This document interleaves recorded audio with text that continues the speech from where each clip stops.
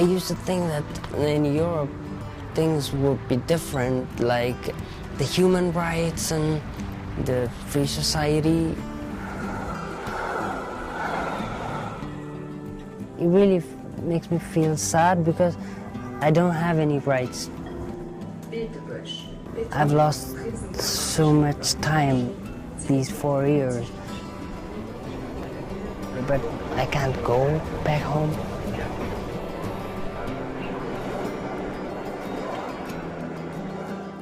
When I first came here, I had hope, but right now, I see everything dark when I dream about my future.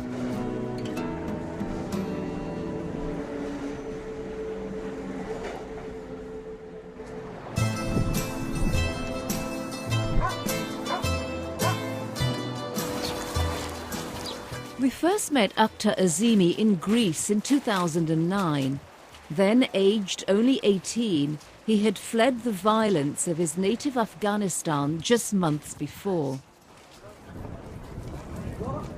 He was hopeful he would start a new life in Europe. But things did not turn out quite as he expected.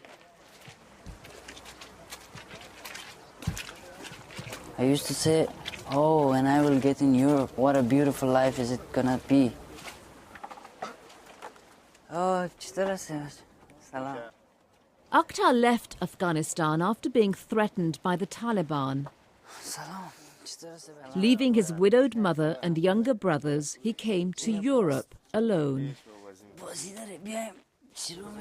And now I feel like it's a wrong number. We have come to a wrong place.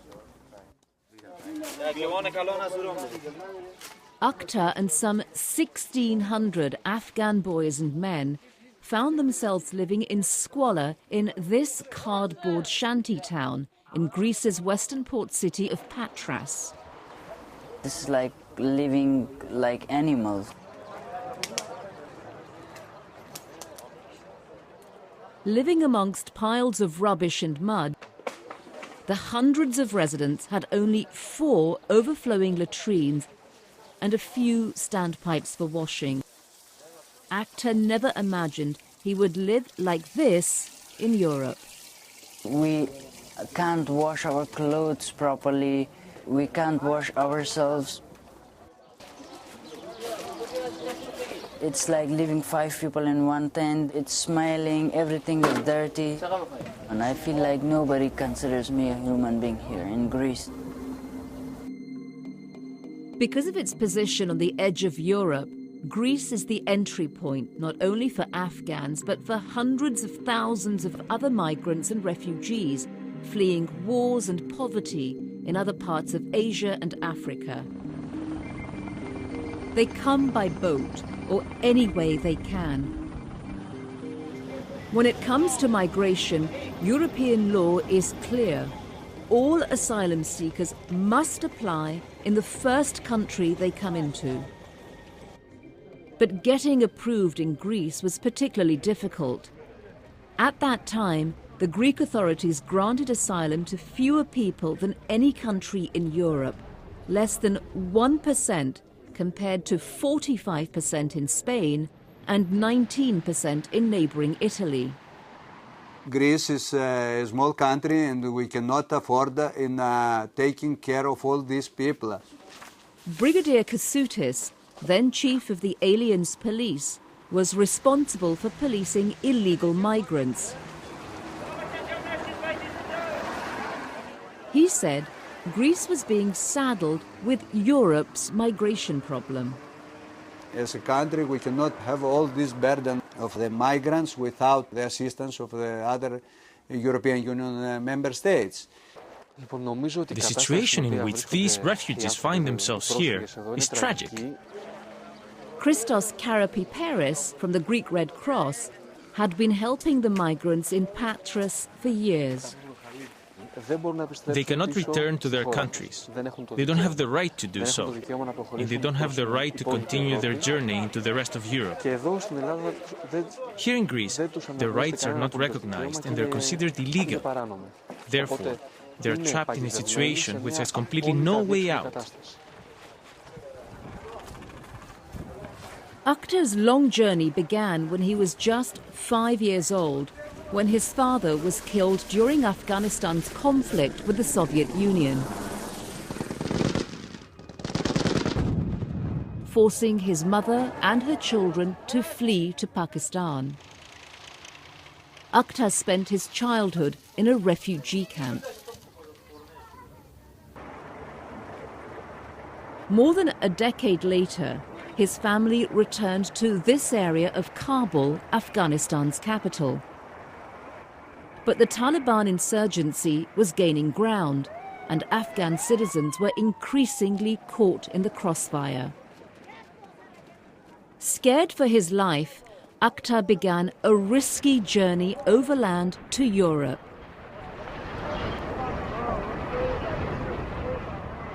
Spanning 4,000 kilometers and using his entire family savings, he traveled first across Iran and then Turkey. We crossed the border, even there was some firing on us. They used to say, "You have to run because the police is chasing us." I was too much scared. I used to say, "Why did I come?" The final leg of the journey was the short sea crossing from western Turkey to the Greek island of Lesbos.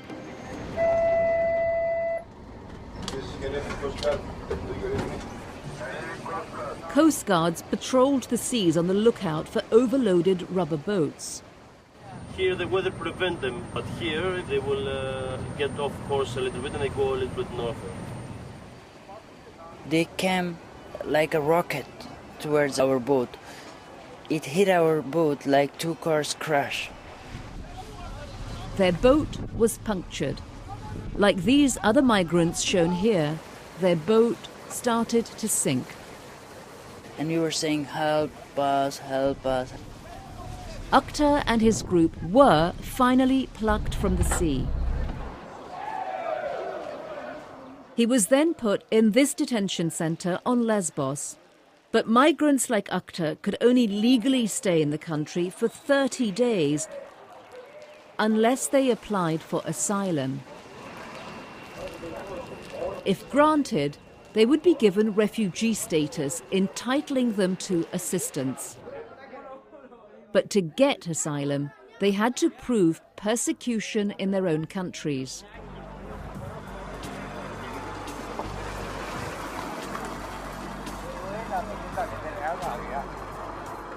Some 3,000 asylum hopefuls used to line up for days on the pavement outside the Aliens Directorate in Athens. The doors opened just once a week, and only a small number of those waiting were ever admitted.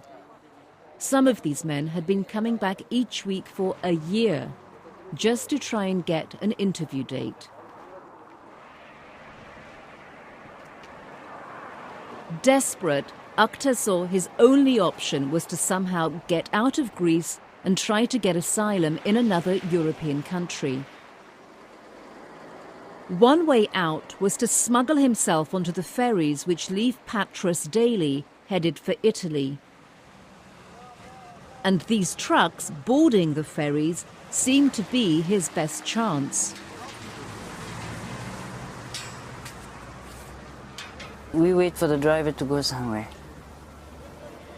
And we try underneath the truck, in between the wheels. That's more dangerous. This is the one tire and this is the other tire. We keep sleeping underneath it. There are some wires we keep catching like this off the wires and keep quiet. One wrong move and boys had been crushed to death as one of the rear wheels was lifted. Each day, in broad daylight, dozens of boys swarmed after these vehicles as they approached the ferry port.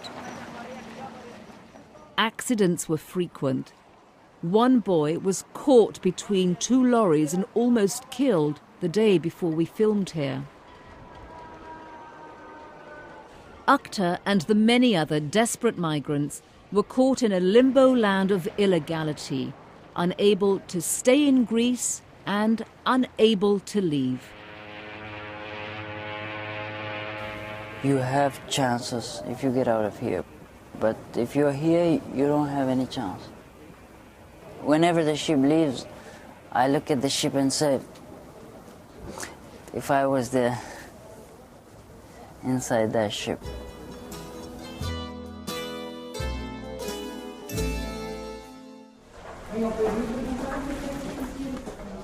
AKHTAR did eventually make it out, but not on one of those ships. After several months of trying, he finally found another route. Risking border guards and scrounging and borrowing what money he could from friends for a train ticket, he headed north, embarking on what would be a treacherous 3-year journey across Europe in search of a country that would welcome him. With 2 friends, they travelled across Greece and north into Macedonia, through Macedonia to Serbia, then from Serbia across the border to Hungary. Then we went to the authorities and claimed for asylum.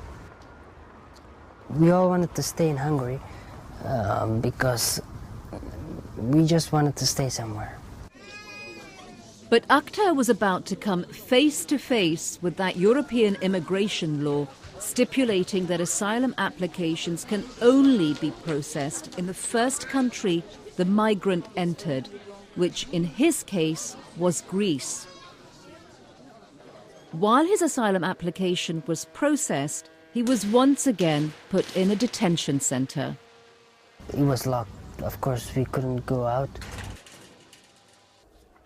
Several weeks later, AKHTAR received the news that his application had been turned down. Fearing that he would be sent back to Greece, he fled. Once we were sent to a medical check outside and we didn't come back. We just went to Budapest and took a train to Austria. We decided to apply for asylum in Vienna. A glimmer of hope. They'd heard that Austria didn't send asylum seekers back to Greece due to the escalating economic crisis there and the growing unrest on the streets.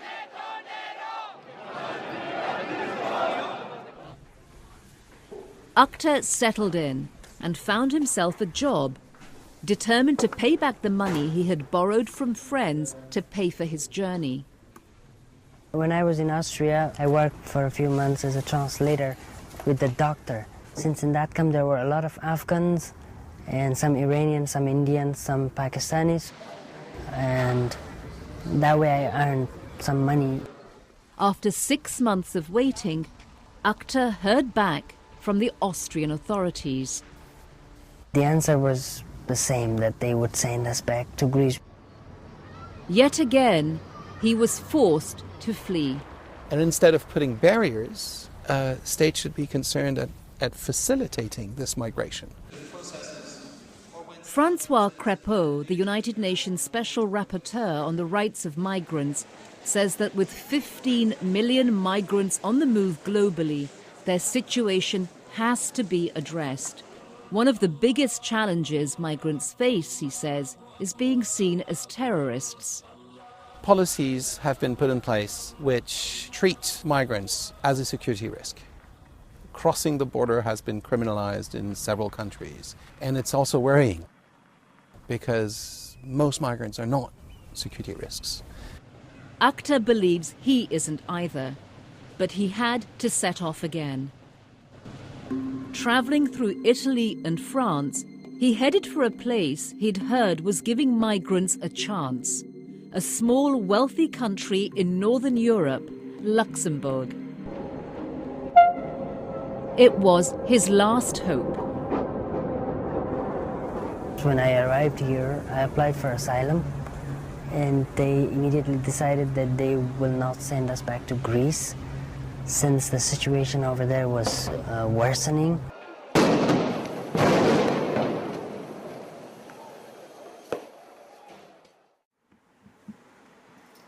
Hopeful that he may have finally found a place to call home, AKHTAR relaxed in the family environment of this shelter for migrants. he began to see a chance of making his future in Luxembourg. I'm a person who believes in hard work and in really doing something. I can offer a lot to this country. He set about mastering the language of Luxembourg and began French classes offered to immigrants. Parce que c'est féminin et c'est... Moi, je fais la troisième. J'ai rangé ma maison. Oui. Je l'ai rangée. Voilà, vous pouvez ranger les feuilles et puis je vous souhaite une bonne soirée. Je vous vois demain. This is someone who's very determined, who learns a lot, and who wants to do many things. He deserves a chance. Qureshi Faisal is an immigration lawyer provided by the authorities to help AKHTAR in his struggle. He had to prove that AKHTAR's life is in danger in Afghanistan. And Faisal was hopeful after uncovering new evidence of the risks AKHTAR faced back home, including his having witnessed his father's murder by Islamic extremists. His father was assassinated by the Taliban. Because he saw these people who did it, I don't think it would be humane to make him return to this hostile environment where his own life is still at risk.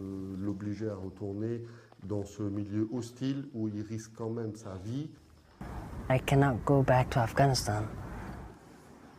I fear I'll probably be killed sooner or later because I cannot hide for the whole of my life. But will he have a choice? After all his attempts to build a life here in Luxembourg and to be a model citizen, AKHTAR, after long months of deliberation, got his reply. They say he's not been able to demonstrate that he fears for his life. AKHTAR was turned down. Devastated, he and his lawyer appealed twice. To their shock, both appeals were also rejected. He always says, I've done nothing. I want to work, I want to study, I want to do everything I can to integrate. And he just doesn't understand why they don't give him political asylum. With all appeals exhausted, AKHTAR is now what is called an irregular migrant, with the threat of deportation at any time and no rights as a resident of the country, no right to work, to rent an apartment, or to be recognized as a citizen.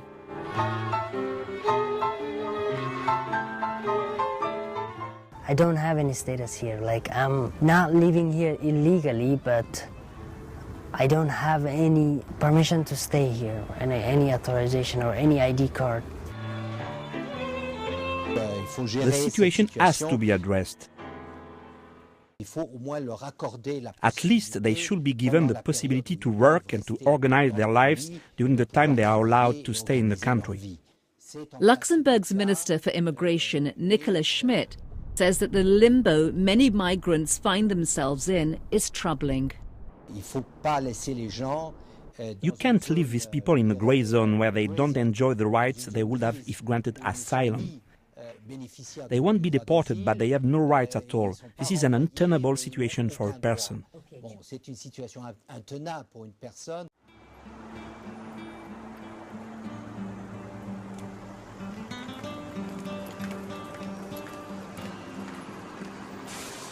AKHTAR agrees.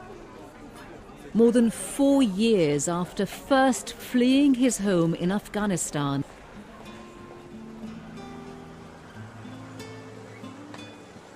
after travelling over 6,000 kilometres and being locked up in 3 different countries, he's losing hope of ever finding a place that will accept him.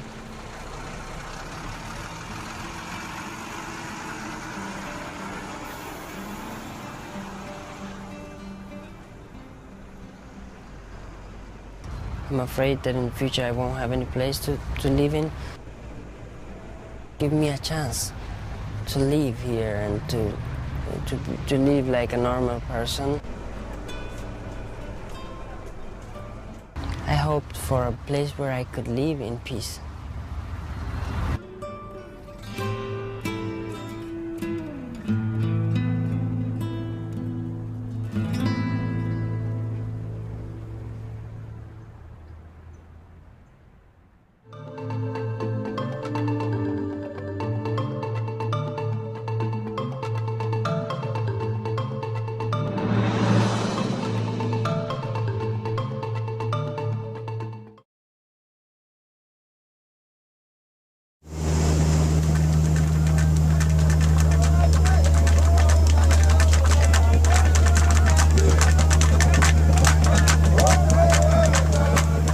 This is a man with a mission.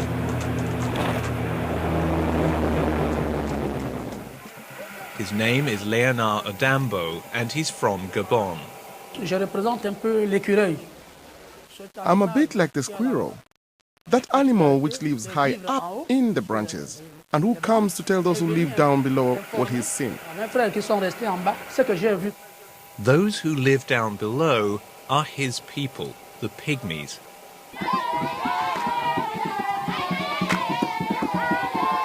Although widely recognized as the first inhabitants of Central Africa, the pygmies have a history of being marginalized, even considered by some to be lesser human beings.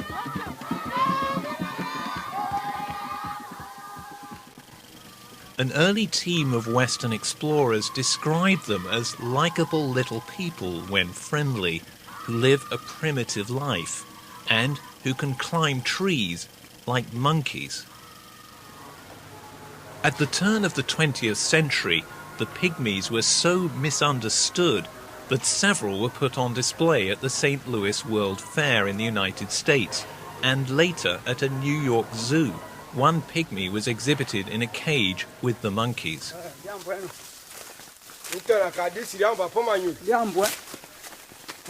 Today in Gabon, the once nomadic pygmies live mostly in villages deep in the dense rainforest. Their rich environment providing both shelter and sustenance. And their renowned knowledge of the forest plants and their medicinal uses is of tremendous value.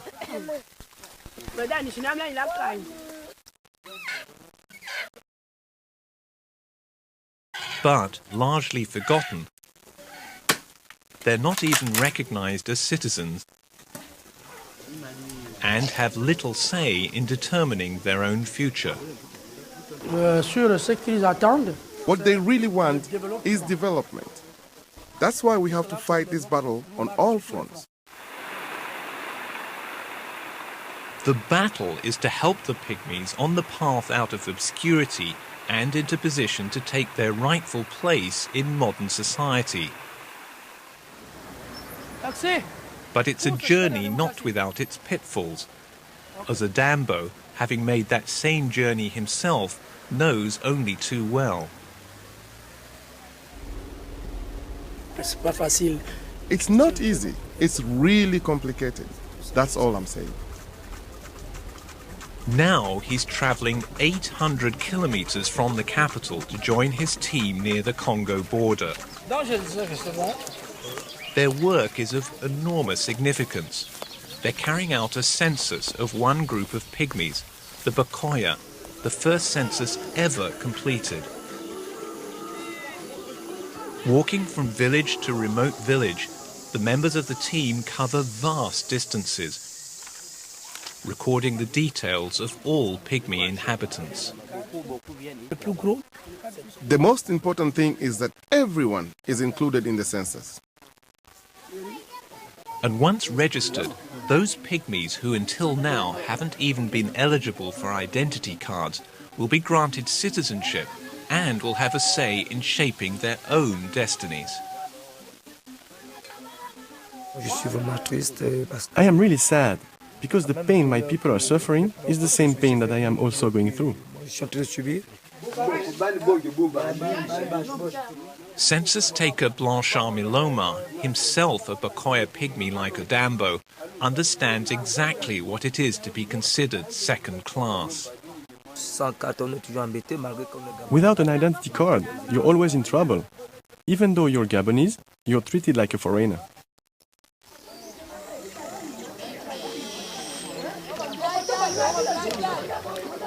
Having never been counted before, nobody knows exactly how many pygmies there are in the country.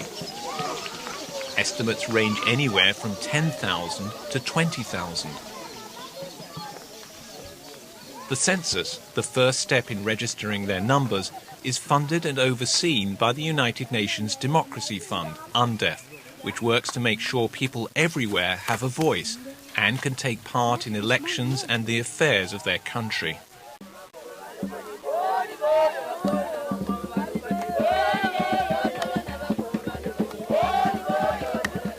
At the village of Ibea, the welcome for Odambo and the team is a warm one. We count the young people to see what types of opportunities are needed.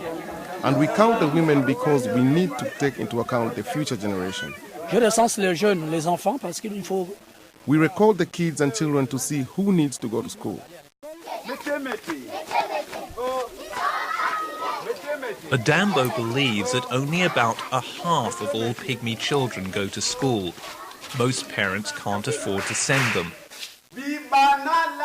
As a result, some 90% of pygmies in Gabon, according to World Bank estimates, are illiterate. Access to health care is also a challenge.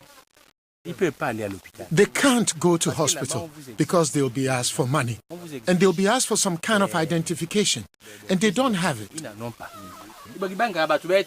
Emile Kombwatoa, another census taker and a retired school teacher, has spent years working in the pygmy community. Without that identity card, he says, they also can't vote.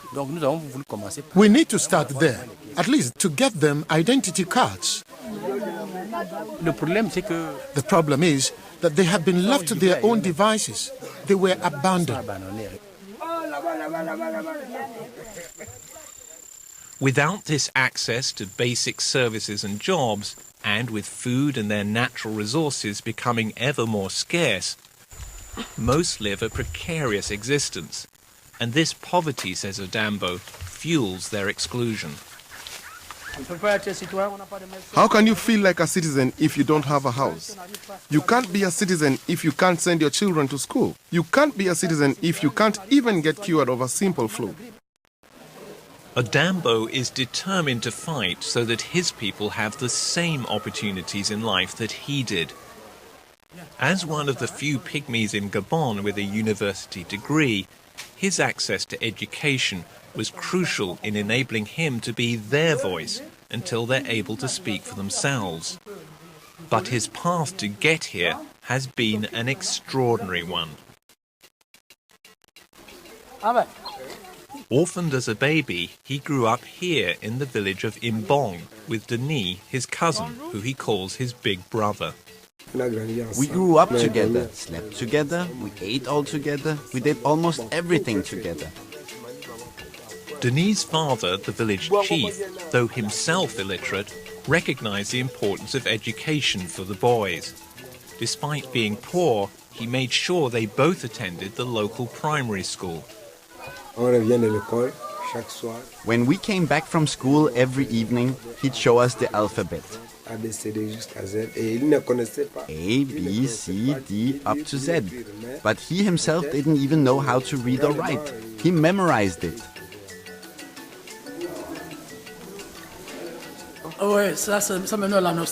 It fills me with nostalgia to think that I passed through here. I always tried to work hard in the lessons, in spite of the fact that my trousers were completely in pieces. It was the teachers who used to bring me underwear.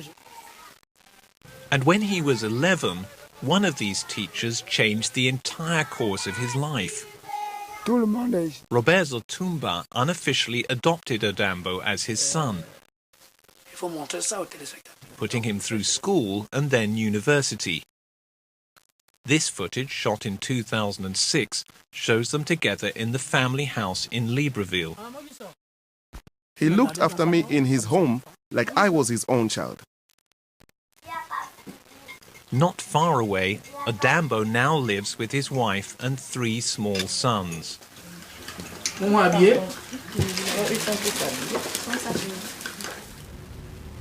After dropping his son at school, Adambo heads to the office of Minapiga, an organization he formed and now heads to fight for pygmy rights, and which, with UNDEF support, is responsible for completing the census.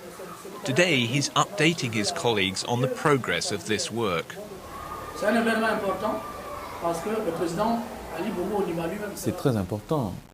It's really important that all groups of a population are integrated into the democratic process. Eric Dodo Bungwenza, director of the Gabonese Office of Human Rights, agrees on the importance of equal rights for all citizens. And the government of Gabon, he says, is also playing its part. The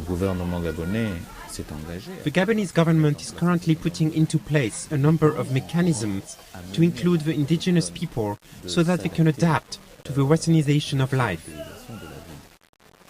But in attaining those rights, they should never forget who they really are, says Adambo. If you lose touch with your practices, with your customs, that's a total uprooting, and it's truly disastrous, awful. One of the practices he misses most is speaking his native language, Bakoya. As Adambo's wife is not a pygmy, at home they speak in French. His own sons now barely speak his language. I don't want them to be completely uprooted like me, but what can I do? It's really painful for me, really painful. To maintain their roots in the forest, Adambo has had a hut built in Imbong, near the site where he was born. This is where he plans to bring his children for holidays, so they too will form a bond with the forest, as he and his ancestors have always had.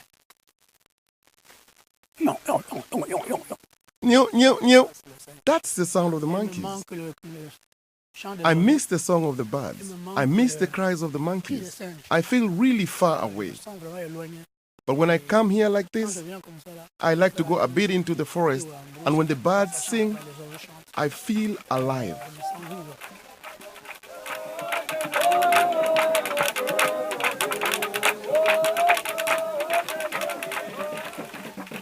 The Pygmies are now on the verge of being granted citizenship.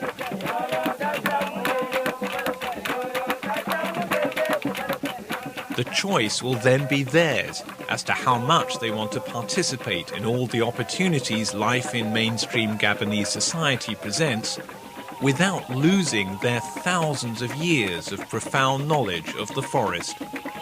Adambo, having already taken those steps, has some words of advice.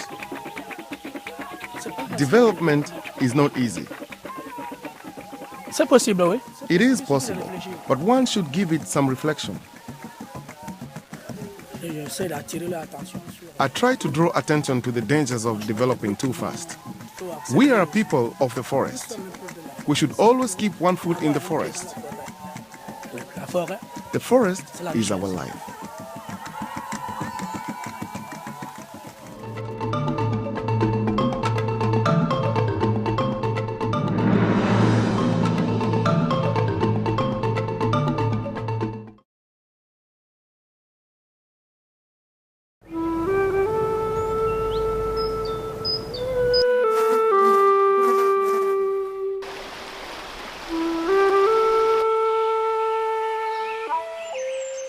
The grants blow fala, ot I live here, then at born at mom blow fala, then mom blow fala him live here, so him born me still live the place where him stay too. My name is Alice Bulu Sakui. I have 6 children. Some of the nuts that we easily pick, they are planted by our forefathers, grandmothers. When they are bonus, they usually share the nuts between us children. All of us who live here in Zaire, we own this land.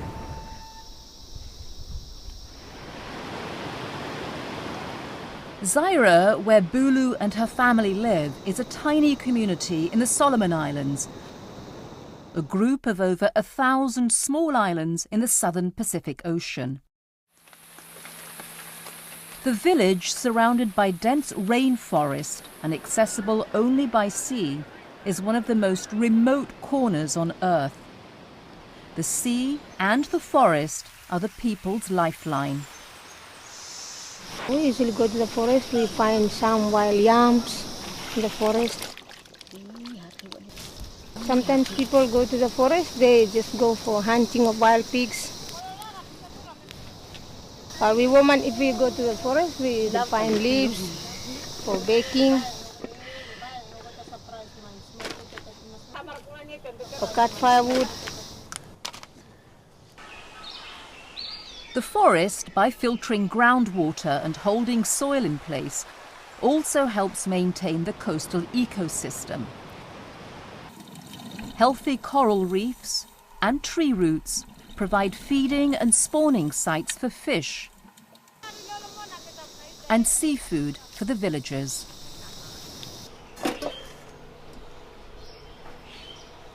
The local ones, people just go to gardens, Blumifala, the forest or the sea, Blumifala, collect him. And the forest products also provide a small income. Women, Salem coconut oil, betel nut, we go get him from bush, we plant them there.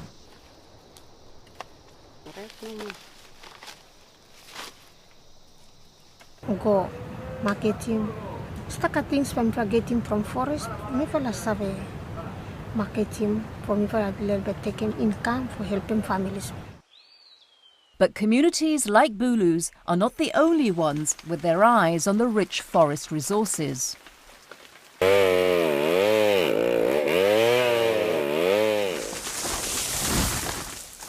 Valuable tropical timber is the logger's prize.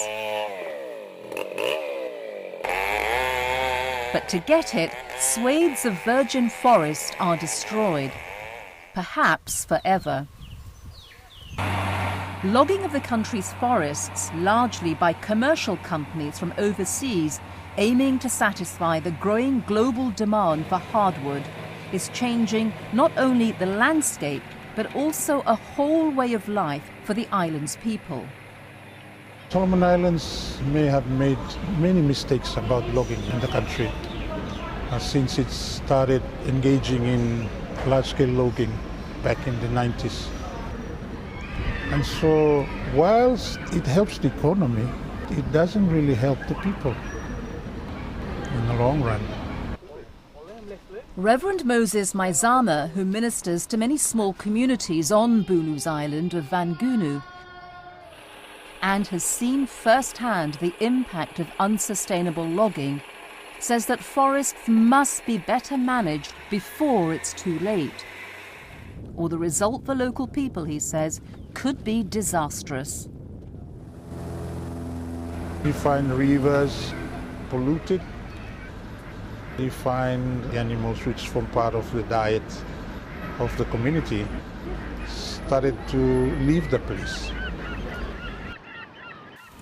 We find that even the reefs and the marine resources starting to have the effects of it. It affects the food security of the community. And it might take years before it can come back to normal. Reverend Moses calls for better regulation of logging companies by the government to protect local communities. While laws are in place to regulate logging activities, he says they are rarely implemented.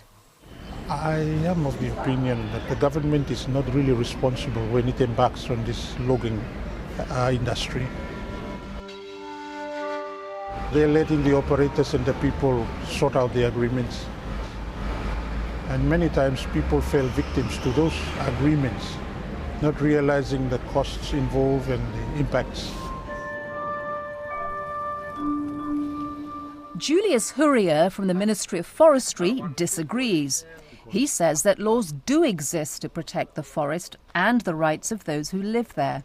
But as most land here is owned communally, ultimately it is the people themselves who decide whether to sell the logging rights on their land. It is the people who own the forest, and therefore they determine what to do with their forest. And, he continues, there's no doubt that logging brings wealth into the country. The Solomon Islands economy depends heavily on logging. About 60% of the GDP comes from the forests. And when funds are tight, as they are for many islanders, offers from commercial companies to buy logging rights can solve immediate financial problems. A lot of the Solomon Islanders find it hard to meet school fees in the villages and as such. They attempted to allow logging companies to work on their land. One chief who steadfastly resists such temptation to sell out the rights to their tribal lands is Bulu's uncle and chief of her community of Zaira, Bishop Green Gino. He has been approached several times with large sums of money from loggers. Money is the biggest temptation. They did try me to bribe me with money. But the important thing that since I grew up with my daddies and with my people here, that the land is not thing to be sold. Doesn't matter we are not rich, but we have to depend on the land for the future of our generation. Our young people, our children, their children's children, for the future, where should they go if we destroy the land?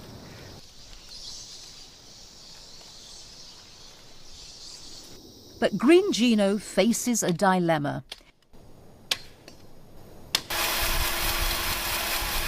He knows that simply blocking logging companies from their forest won't work.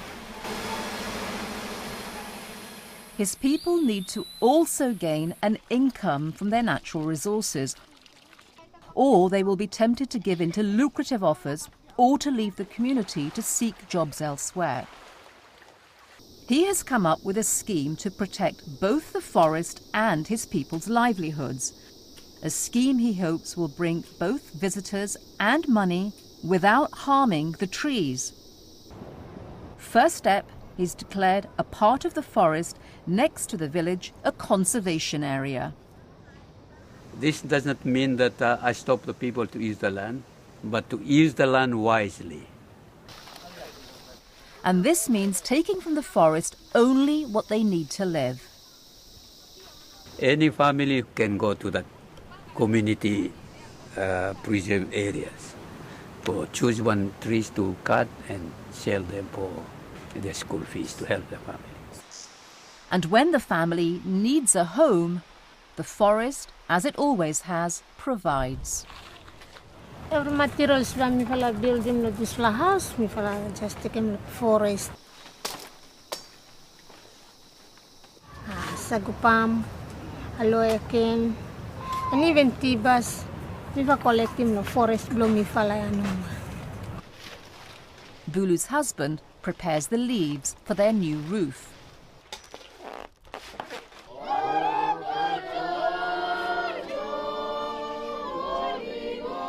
The other village building that needs a roof is the new church. And harvesting timber for this is also permitted. In 2015, the village will celebrate their church's centenary, the community's biggest celebration for years.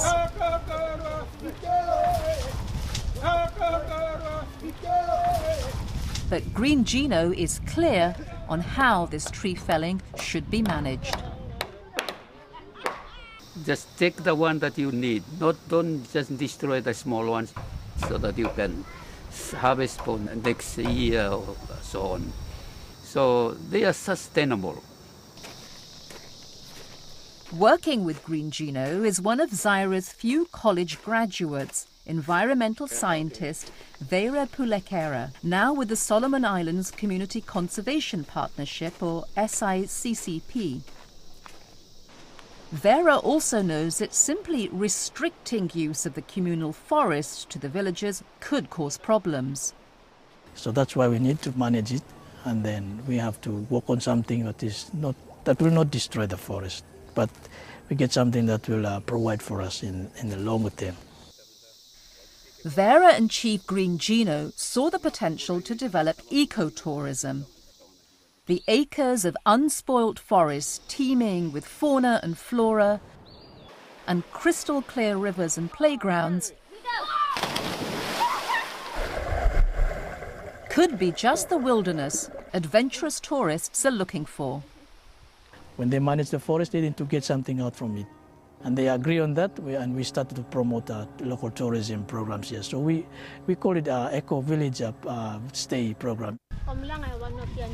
Bulu was one of the first to offer homestays to visitors.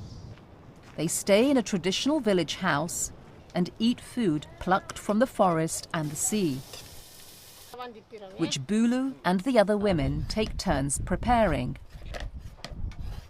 Everyone have to get benefit, and because this conservation where me running him blow whole community lo this place. Due to the remote location and treacherous seas, only a few determined visitors have made it to Zaira. And once there, hiking in the unspoilt forest is one of the main draws. But this is just a beginning. Finding a way to earn a livelihood from the forest that excludes unsustainable logging is a challenge. That's why the United Nations Forum on Forests, or UNFF, encourages governments and international donors to support small-scale ventures like this. For many communities, such as Zaira, the growing ecotourism industry is an opportunity to both preserve their forest and provide a sustainable future for generations to come. And that's our responsibility to look after our forest, manage our resources. I see that's the future.